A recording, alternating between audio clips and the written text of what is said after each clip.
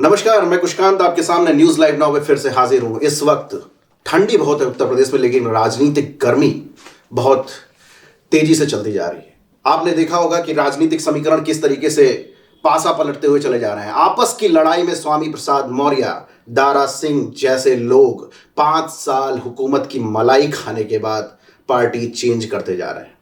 आज हम बात करने के लिए अपने साथ पूर्व आईबी ऑफिसर और साथ साथ में एक ऐसे व्यक्तित्व जो पूरे देश में जिन्होंने अपनी सर्विसेज और सेवाएं दी हैं और राजनीति को लेकर के भी एक प्रखर वक्ता हैं, केवी उपाध्याय जी उनके साथ हैं। आज हम उनसे बात करेंगे देश की पृष्ठभूमि में राजनीतिक समीकरण के बारे में। आज हम बात करेंगे यति नरसिंहानंद के बारे में जिनको जेल में डाला गया। आज बात करेंगे कि धार्मिक भावनाओं को भड़काने और देश में लोगों को भड़काने के लिए क्या कानून कुछ ही लोगों पे काम करती है। तो पहले हम आपका स्वागत करते हैं हमारे चैनल से जुड़ने के लिए सर। पहली बात तो हम यही करेंगे कि भारतीय सनातन संस्कृति और भारत की धार्मिक पृष्ठभूमि को देखेंगे। हिंदुत्व और हिंदुत्ववादिता दोनों को अलग करके कुछ पार्टियों ने पेश किया है आपके सामने। लास्ट टाइम जब उत्तराखंड में यति नरसिंहानंद जी, वसीम रिजवी जो कि जितेंद्र नारायण सिंह त्यागी बन करके आए थे, और जब धर्म संसद में उन्होंने अपनी बात को रखा तो उनको गिरफ्तार किया गया। लेकिन कहीं कुछ ऐसा होता है, कैराना में कोई बोलता है, किसी भी प्रकार की इस तरह के भाषण देता है जिससे लोगों में आपस में विद्वेष होता है, उसके ऊपर एक्शन नहीं होता। यहाँ पे एक्शन होता है। तो आप तो इस प्रखर सेवा में रहे हैं, आप संविधान को भी जानते हैं, आप चीजों को भी जानते हैं। तो क्या कानून में पारदर्शिता की कमी हो रही है या क्या हो रहा है सर? देखिए, कानून में पारदर्शिता की कमी नहीं है। न कानून कहीं से कमजोर है, न संविधान कहीं से कमजोर है। उसका इम्प्लीमेंटेशन सही ढंग से नहीं हो रहा है। जिन चीजों पर सुआ मोटो एक्शन कोर्ट भी ले लेती है जी, सुआ मोटो एक्शन कोर्ट लेती है कई चीजों पर जी, कई छोटी छोटी बातों पर कोर्ट सुआ मोटो एक्शन लेती है जी, और कई बड़ी बातें उसमें नेग्लेक्ट हो जाती है जी। मेरा कोई भी वक्तव्य किसी कोर्ट या किसी जस्टिस के खिलाफ नहीं है जी, लेकिन इसके खिलाफ तो है कि यह दोयम दर्जे का बर्ताव क्यों। जी।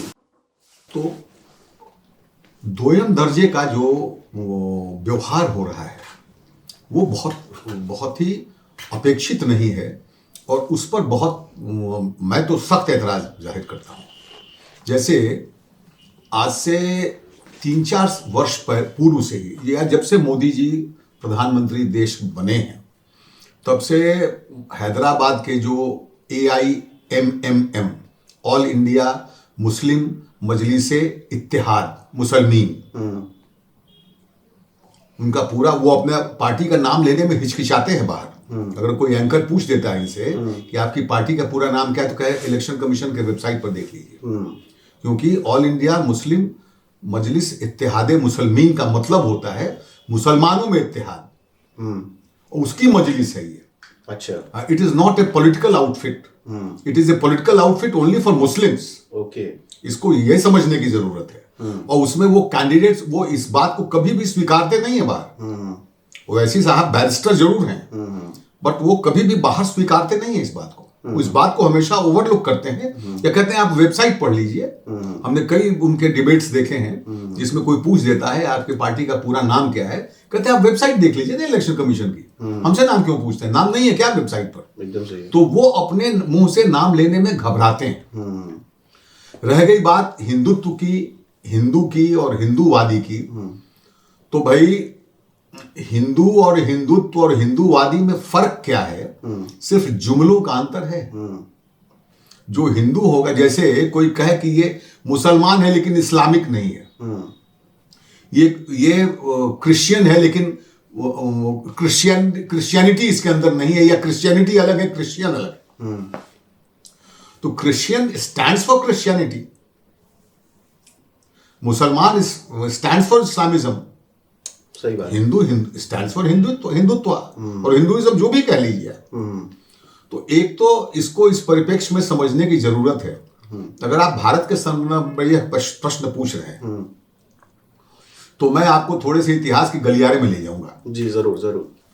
713-14 ईस्वी एडी में सिंध के राजा दाहिर पर मोहम्मद बिन कासिम का पहला आक्रमण हुआ जी। और सिंध के राजा दाहिर ने पहला आक्रमण झेला, लेकिन धोखे से उनकी हत्या हुई। और जैसा कि इस्लामिक बर्बरिज्म का इतिहास रहा है, उनकी लड़कियों को लूट लिया गया जी। उनको कहते हैं माले गनीमत। गनीमत जी। जो भी लूटते हैं ये उसको कहते हैं माले गनीमत।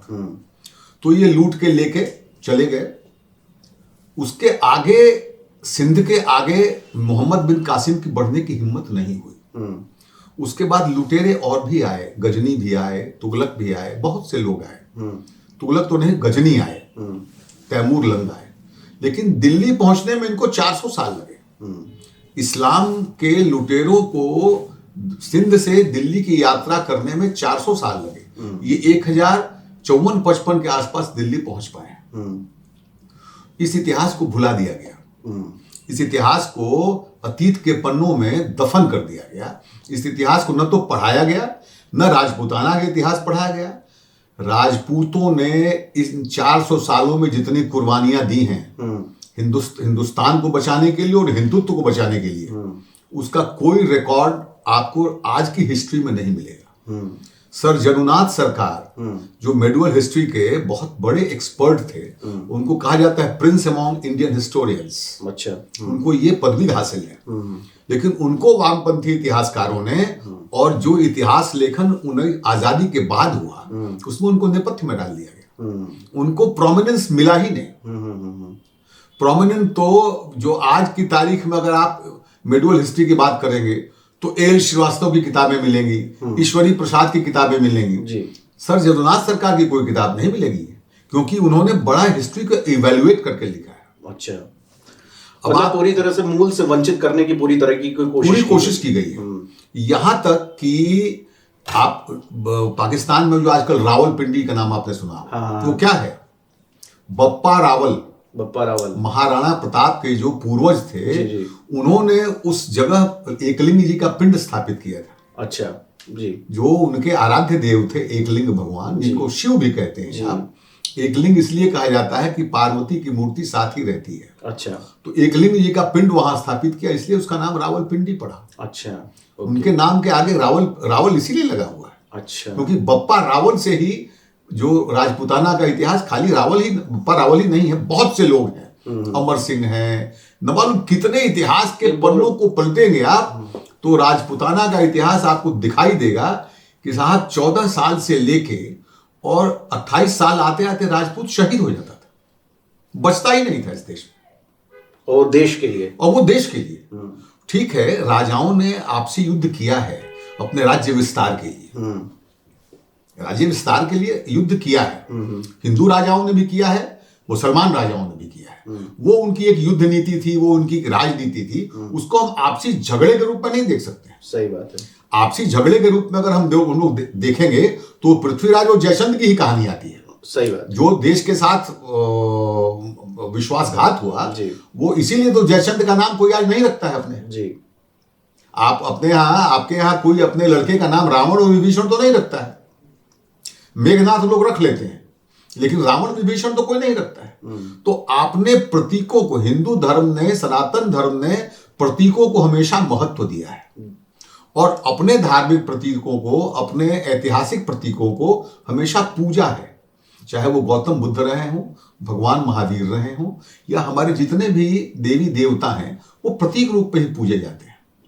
आप एक बात जान लीजिएगा, सनातन धर्म ही एक ऐसा धर्म है जो निराकार और साकार दोनों की बात करता है जी।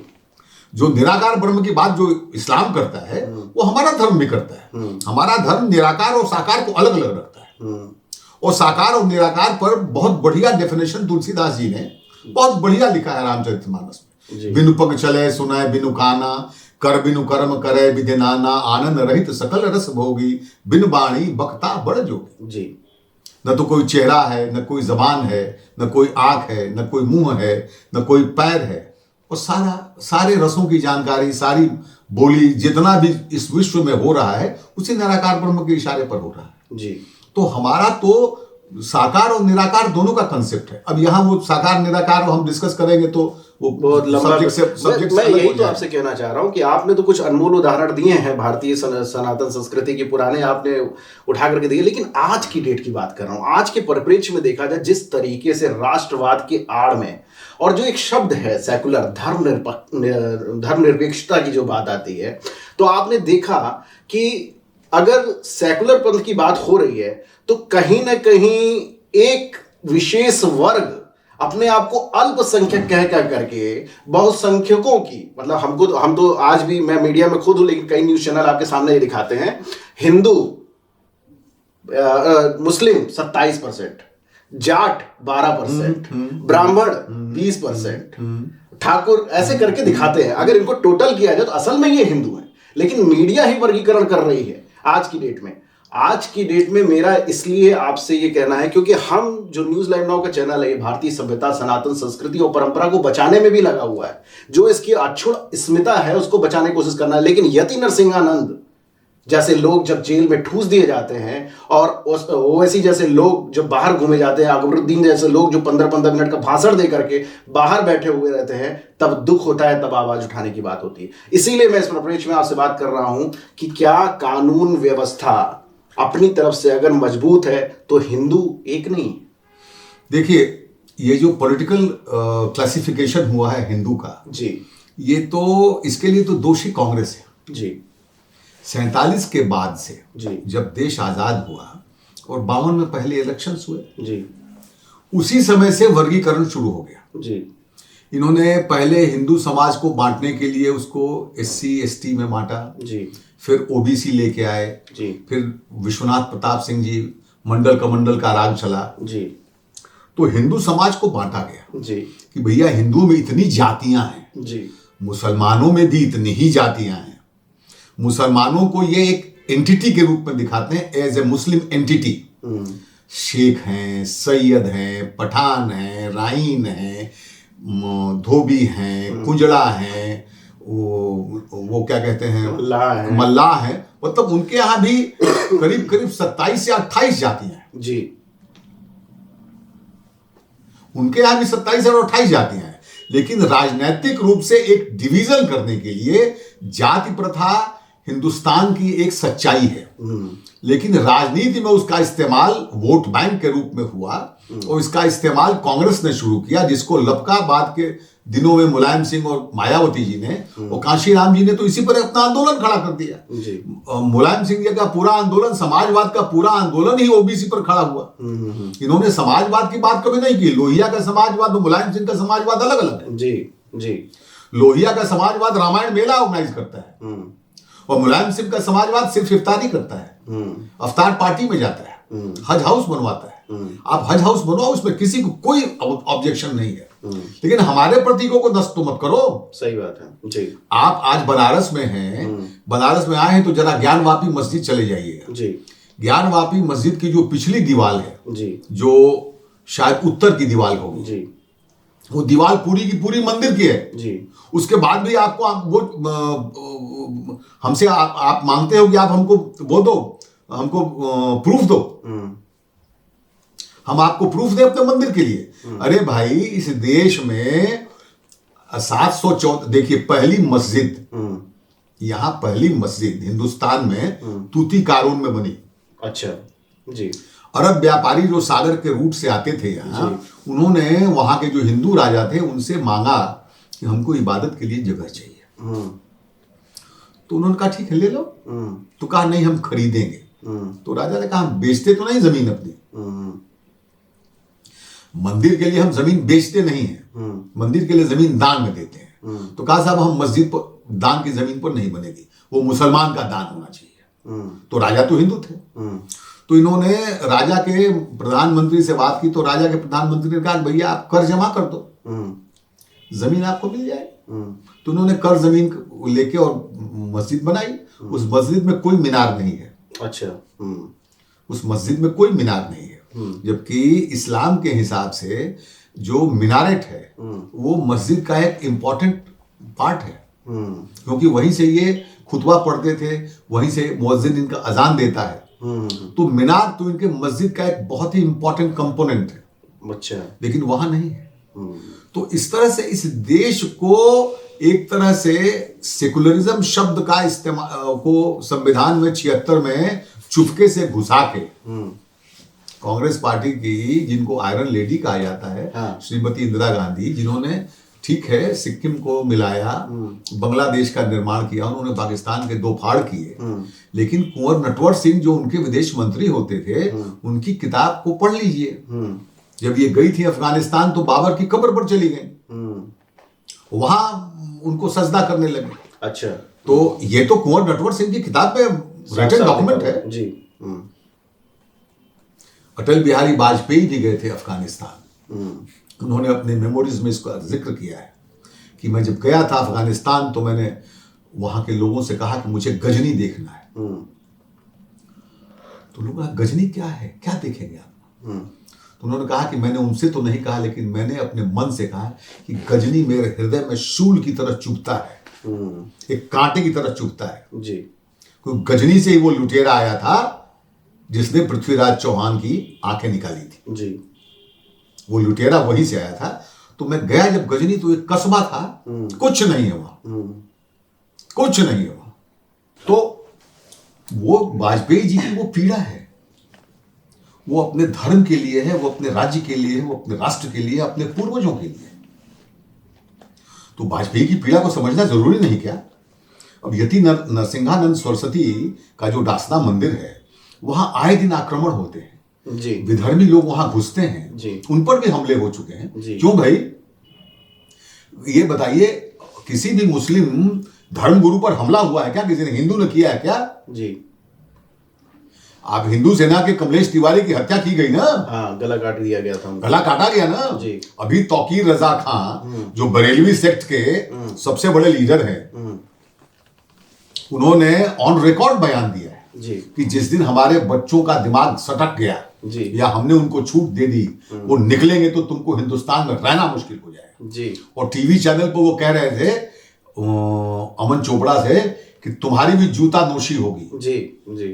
तो इस तरह की भाषा, इस तरह की बेहूदी भाषा एक मुस्लिम धर्मगुरु चैनल पर कर रहा है, तो पीछे क्या करता?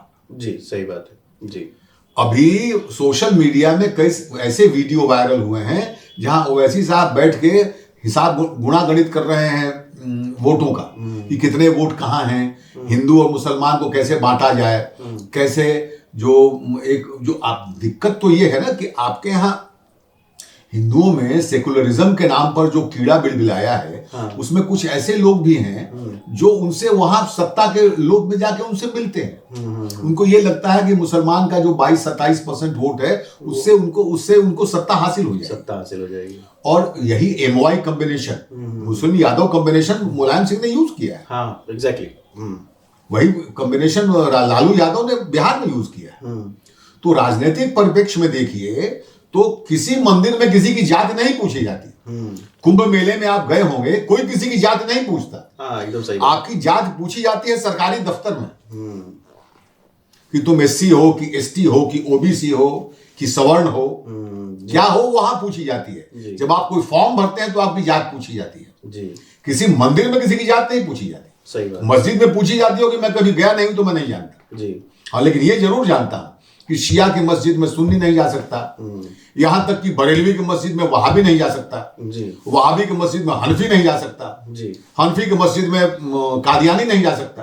अच्छा। सबकी मस्जिदें अलग अलग है जी। जमाते इस्लामी की मस्जिद में सारे लोग नहीं जा सकते, जो जमाते इस्लामी के मेंबर होंगे वही जा सकते हैं। तो हमारे यहां तो मंदिरों में किसी के प्रवेश पर कोई रोक नहीं है। ये तो एक मिथ क्रिएट किया गया कि मंदिरों में प्रवेश पर रोक है। भाई, मंदिरों में प्रवेश पर रोक उसको है, मंदिरों में हमारे सनातन धर्म की परंपरा रही है, आप स्नान कर लो, आप कपड़े बदल लो, जो भी कपड़े आपके पास हैं, फटा पुराना है वही सही, लेकिन साफ सुथरे तो होने ही चाहिए। आप मंदिर में जा रहे हैं, हमारे यहाँ तो इसका कंसेप्ट नहीं रहा है। हमारे यहाँ बिल्कुल कंसेप्ट नहीं, सही बात है। लेकिन मैं आपसे बस केवल इतना ही ये कहना चाह रहा हूँ कि जिस हिसाब से भारत में, राष्ट्र में हिंदुत्व और सनातन परंपरा चली है, एक विशेष वर्ग है जो पूरी तरीके से जिसको बांट दिया गया है, अगर सही मायने में देखा जाए। लेकिन आज की डेट में, आज की तारीख में, जब एक संतों का अपमाना, पालघर में संतों के ऊपर हमला हुआ, लाठी डंडों से मारा मारा गया, गया। काफी आवाज हत्या उठाई हुई। गई, 110 लोगों को अरेस्ट किया गया, वापस छोड़ दिया गया, कहीं कुछ नहीं हुआ। ठीक, मॉब लिंचिंग के मामले में संतों और साधुओं को कहां कहां पीटा जाता है आप जानते ही अच्छी तरीके से। तो हम ये कहना चाह रहे हैं, तो क्या बॉलीवुड से लेकर के, बॉलीवुड की बात मैं इसलिए बीच में लेकर के आ रहा हूं क्योंकि जैसे ओटीटी प्लेटफॉर्म आए हुए हैं, नेटफ्लिक्स और ये सारी चीजें, जिसमें आप देखते हैं हिंदू संतों को राक्षस, वासना का पुजारी और ये सारी चीजें दिखाने की कोशिश की जाती हैं, तो एक साजिश और षड्यंत्र के अंतर्गत सभी चीजों को विभक्त करने की कोशिश की जा रही है। देखिए, बॉलीवुड तो शुरू से ही, अगर आप पुरानी पिक्चरों को देखेंगे तो लालची पंडित, हाँ, क्रूर जमींदार, हाँ, आप याद करिए गंगा जमुना एक पिक्चर और शोले का मुसलमान रहमदिल होता है। हाँ, और मुसलमान जो रहीम चाचा हैं वो रहीम रहमदिल चाचा होते हैं। रहमदिल। उनका बेटा मारा जाता है तो नमाज पढ़ने चल देते हैं। नमाज पढ़ने चले जाते हैं। तो ये दिखाया जाता है, ये नैरेटिव सेट किया जाता है। हाँ ये तो आप अगर आप देखेंगे तो सलीम जावेद ने जब कहानियां लिखनी शुरू की जी, और जो जैसे दीवार वगैरह कहानी आई तो 786 नंबर निकला कि साहब 786 का कमाल था कि गोली जो है वो बिल्ले को छू के निकल गई। जोगेंद्र यादव जो कारगिल वार में बच सिर्फ इसलिए पाया, अभी उसका ऑन रिकॉर्ड बयान आ रहा है कि उसकी जेब में कुछ बड़े सिक्के पड़े हुए थे और जो बर्स्ट फायर उन्होंने मारा वो सिक्कों से डाइवर्ट हो गया। ये कभी नहीं दिखाया जाता, वो डाइवर्ट हुआ। जोगेंद्र यादव को जिंदा परमवीर चक्र मिला है, अच्छा, वो जीवित है, लेकिन वो उस पर पाकिस्तानियों ने हमला किया था, उस पर अकेला बचा। जी जी जी जी जी। और उसका कहीं जिक्र नहीं आया, उस पर कहीं कोई फिल्म नहीं बनी है, कोई फिल्म नहीं। आप जितने भी ये देखें, बॉलीवुड का आपने जिक्र कर दिया तो मैं किसी का नाम तो नहीं लूंगा, लेकिन बॉलीवुड में जो अभी तिकड़ी चल रही है जिसको खान ब्रदर्स कहते हैं, खान ब्रदर्स की तिकड़ी है, ये किसी को उभरने नहीं देते हैं। अक्षय कुमार उभरा है तो इसलिए उभर पाया क्योंकि वो राजेश खन्ना का दामाद है और वहां भी वो एक लॉबी है, कपूर लॉबी है या खन्ना लॉबी है, इसके कारण वो बच पाए। सुशांत सिंह जो बिहार से गया था, उसको मैंने देखा फिल्म फेयर अवार्ड में, ये जो शाहरुख खान है उसने शुशु शुशु करके, मतलब जैसे शुशु करने से दूसरी फीलिंग आती है, उस तरह से उसको प्रोनाउंसिएट किया। जी जी जी। तो इस तरह से ये लोग मिमिक्री के नाम पर नए लड़कों को बेइज्जत करते हैं, उनका मजाक उड़ाते हैं, उनकी हंसी उड़ाते हैं ताकि वो जम न पाए। तो ये तो डिवीजन है, तो डिवीजन रूल का फंडा इस तरीके से फैला रहे हैं, चाहे बॉलीवुड हो चाहे जो। अब देखिए भीम आर्मी, मूर्तियों को खंडित करना, तोड़ना, इस तरह की साजिशें और षड्यंत्र चल रहे हैं। देखिए वो तो ठीक है, लेकिन नाम क्या रखा है उसने? दो प्रतीक, रावण और चंद्रशेखर आजाद, चंद्रशेखर रावण आजाद, क्या नाम रखा है ऐसे कुछ? जी, चंद्रशेखर आजाद। हाँ, रावण। तो चंद्रशेखर आजाद क्या भीम आर्मी के थे? तुमने नाम रख लिया, चंद्रशेखर भगवान शिव का नाम है भाई। जिनके सिर पर चंद्र शोभता हो वो चंद्रशेखर है जी। चंद्रशेखरेंद्र सरस्वती हमारे शंकराचार्य रहे जी, कांचुई कामकोटी मठ के। तो आपने नाम तो चंद्रशेखर आजाद और रावण भी रख लिया। रावण महापंडित था, और कर्म आपके क्या है?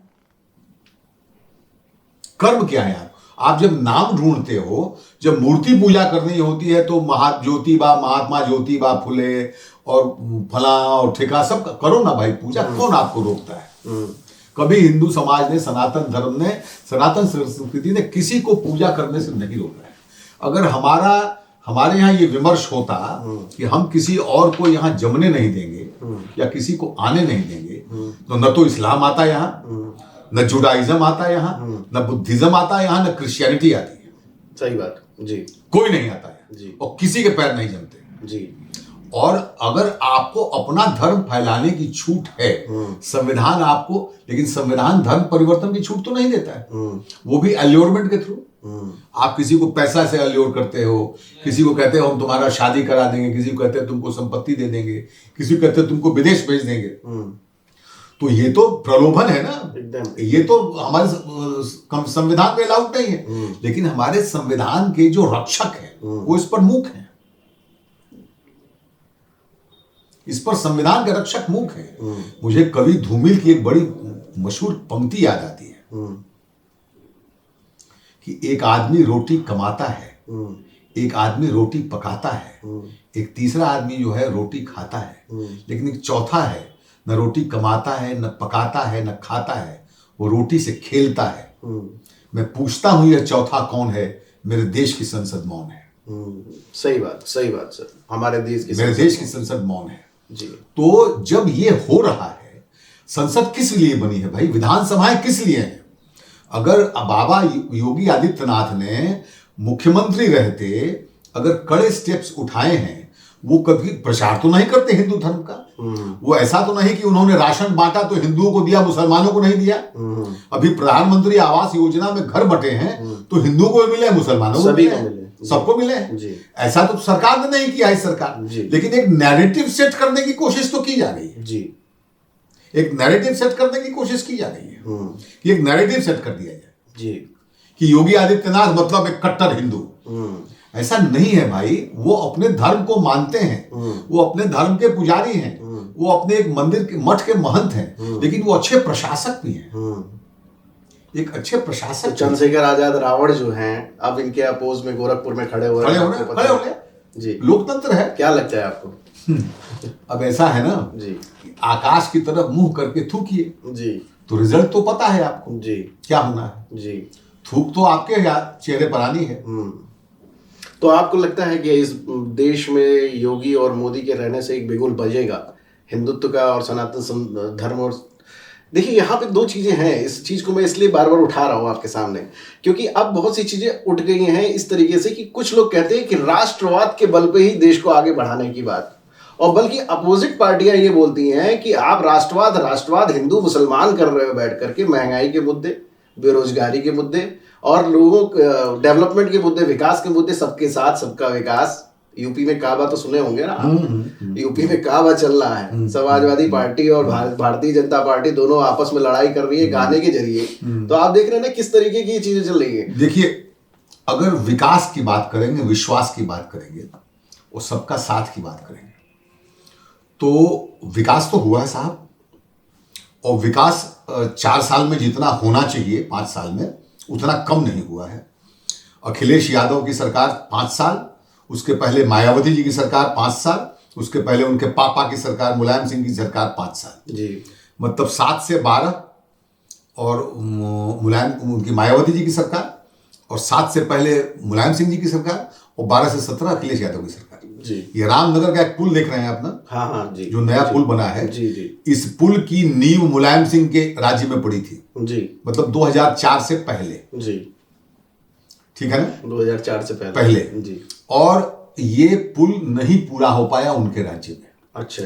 फिर बहन जी की सरकार आई 2007 में। 7 से 12 में इसके 4 खंभे बने। अच्छा। फिर 12 में अखिलेश यादव की सरकार आई। मैं विकास पर एक छोटा सा उदाहरण दे रहा हूं आपको। 12 में अखिलेश यादव की सरकार आई, 5 साल नहीं, तो इसके 4 खंभे बने। 13 खंभों को बनने में 15 साल लगे साहब। योगी जी जब मुख्यमंत्री बने, बनारस पहली बार आए, तो जनता ने मांग रखी और तुरंत मात्र 6 से 7 महीने में पूरा पुल कंप्लीट हुआ और चलने योग्य हो गया और आज ऑपरेटिव है। अच्छा। तो विकास की एक छोटी सी बात। हाँ, एकदम सही बात। अगर आप यूपी के रहने वाले हैं जी, तो 2014 से पहले जब मोदी जी की सरकार यहां आई, उस समय पूरा प्रदेश हांफता था बिजली जनरेटर के धुएं से। आप अगर इसको विकास का आंकड़ा चाहते हैं तो अखिलेश यादव की सरकार और मायावती जी की सरकार और मुलायम जी की सरकार में बिजली के सप्लाई का आंकड़ा उठाइए, इन्वर्टर, जनरेटर और डीजल के खपत का आंकड़ा उठाइए, और इन्वर्टर का कितने खरीदे गए उन दिनों, और अब 2014 के बाद जनरेटर की डीजल की खपत क्या है जनरेटर में, इन्वर्टर की कितनी खरीद हो रही है। हाँ, एकदम ये आंकड़े हैं आपके पास। एकदम। और अगर आप देखें तो आप जहां बैठे हैं जी, वहां 24 घंटे बिजली मिलती है जी। मैं गांव में भी रहता हूं, मेरा गांव है, बलिया का रहने वाला हूं। वहां 18 से 19 घंटे बिजली रहती है। 24 घंटे नहीं रहती है, 18 से 19 घंटे रहती है। अखिलेश जी की सरकार में अल्टरनेट डे 7 दिन, मतलब अल्टरनेट डे बिजली आती थी 7 घंटे के लिए। जी जी। हमारा बैरिया तहसील है, उसमें 2 फीडर है, एक लालगंज फीडर है, एक दोपटी फीडर है। तो अगर दोपटी फीडर को 7 घंटे मिली मंडे को, तो अब ट्यूसडे को नहीं मिलेगी दोपटी फीडर को, अब वो लालगंज फीडर को मिलेगी, और फिर वेडनेसडे को दोपटी फीडर को मिलेगी। ये स्थिति थी बिजली सप्लाई की। कहते हैं 300 यूनिट फ्री देंगे। ये तो सफाई को पूरी बिजली चाहिए, इनका एक सूत्रीय प्रोग्राम ये था। सफाई में उतना बड़ा दंगा हुआ था मुजफ्फरनगर कैराना में, उस साल 350 करोड़ खर्च हुए सफाई महोत्सव में। तो आप कहते हैं हम संवेदनशील हैं, आज ये एक झुंझुना थमा रहे हैं लोगों को, कर्मचारियों का ल्योर करने के लिए कि मैं पुरानी पेंशन बहाल कर दूंगा। अरे भाई, पुरानी पेंशन एक एक्ट ऑफ पार्लियामेंट के थ्रू हटाई गई है और नई पेंशन प्रणाली लागू की गई है। तुम्हारी उस समय उसने ममता बनर्जी ने अपने स्टेट में पुरानी पेंशन प्रणाली को ही लागू रखा है, उसने एक्सेप्ट नहीं किया।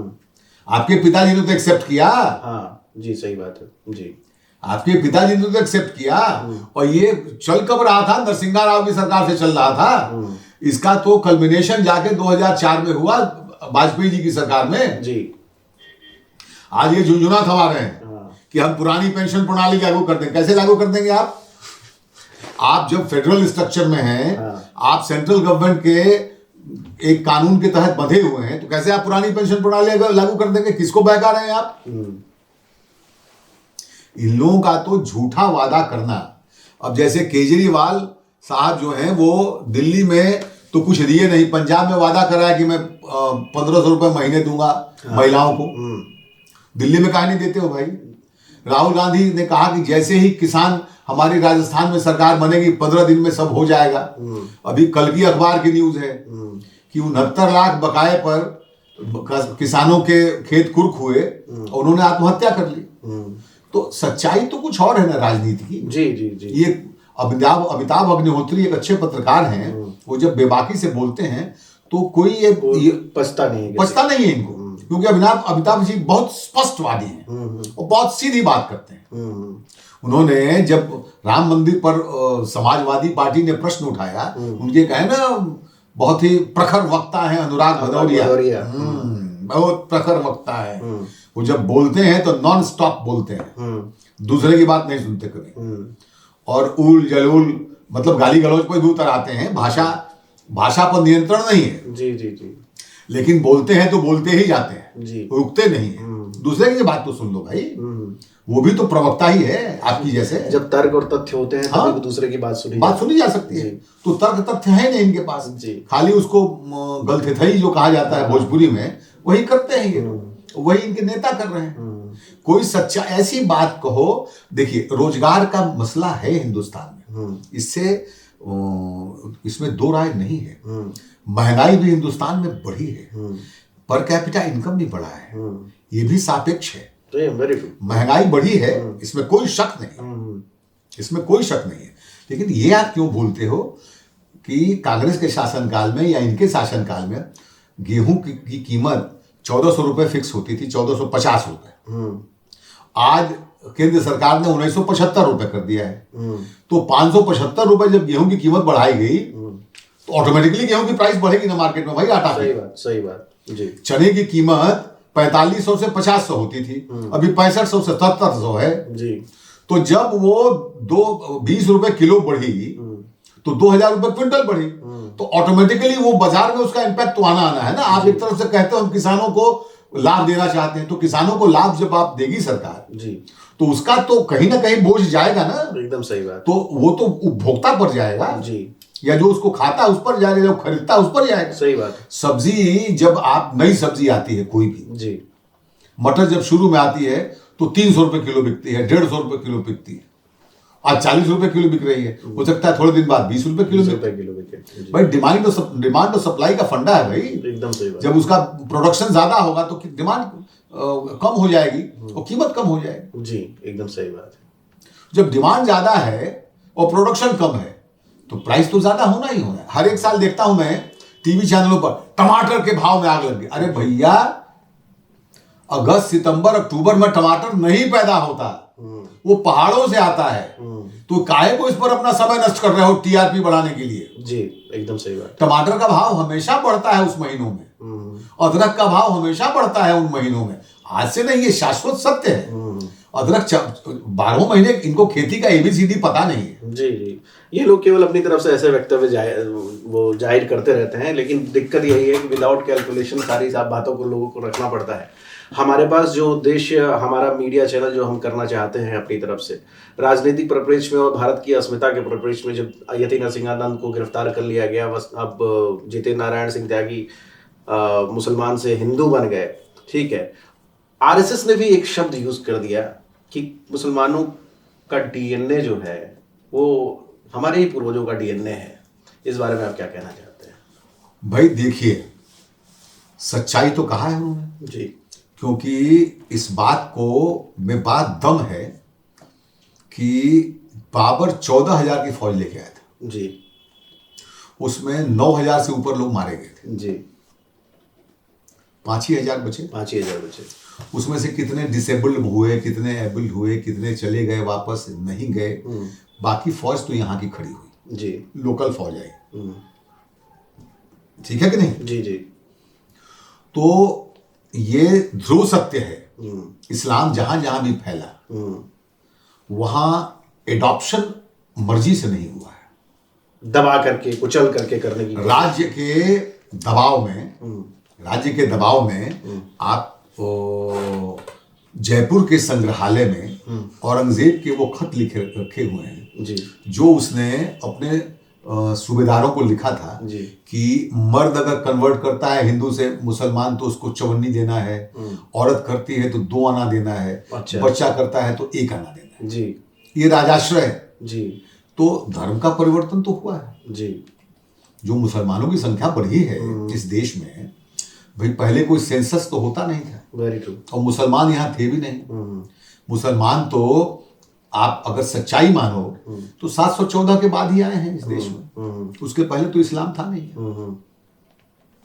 और इस्लाम जो मुसलमानों को, जो जैसे यहाँ कुछ लोग लिखते हैं, वो कुछ रिजवी लिखते हैं, कुछ अपने को कादरी लिखते हैं, कुछ अपने को खान लिखते हैं, कुछ अपने को सैयद लिखते हैं, कुछ अपने को शेख लिखते हैं, कुछ अपने को और कुछ लिखते हैं, कुछ अंसारी लिखते हैं। तो ये सारे लोग कहाँ से आए? आपको मैं ऑन रिकॉर्ड कह रहा हूं जी, आप गाजीपुर में जी, जमानिया तहसील और मोहम्मदाबाद तहसील में चले जाइए, ठीक है, लैंड रिकॉर्ड चेक करिए। जी, नाम मिलेगा आपको यूसुफ खान, जाति हिंदू, जाति हिंदू, हिंदू, धर्म इस्लाम। अच्छा जी, आपको इस तरह के रिकॉर्ड मिलेंगे। मैं कोई हवा में बात नहीं कर रहा जी, आप अभी भी जमानिया तहसील और गाजीपुर के यूसुफ और मोहम्मदाबाद तहसील में चले जाइए जी, और लैंड रिकॉर्ड चेक कर दीजिए पुराने 1940 से पहले के।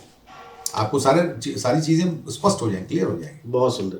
चलिए सर, ठीक है, बहुत अच्छा आपके साथ लगा मुझको, ये पूरे वक्तव्य को आपने रखा। लेकिन यहाँ पे ये दौर खत्म नहीं होगा, हम आपके पास फिर आएंगे, क्योंकि बातें बहुत हैं और जो आपने तथ्यों के साथ और तर्कों के साथ लोगों को, हमारे जनता को जो आपने अवगत कराया है, हम चाहते हैं कि वो भी चीज़ें सुचारू रूप से आए, क्योंकि न्यूज़ चैनल के पास समय की भी कमी रहती है।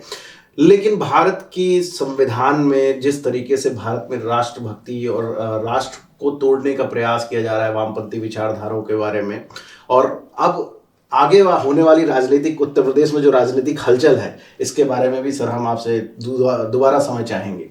तो आपका बहुत बहुत धन्यवाद अभी फिलहाल न्यूज़ लाइव नाउ से जुड़ने के लिए। तो ये है केवी उपाध्याय जी।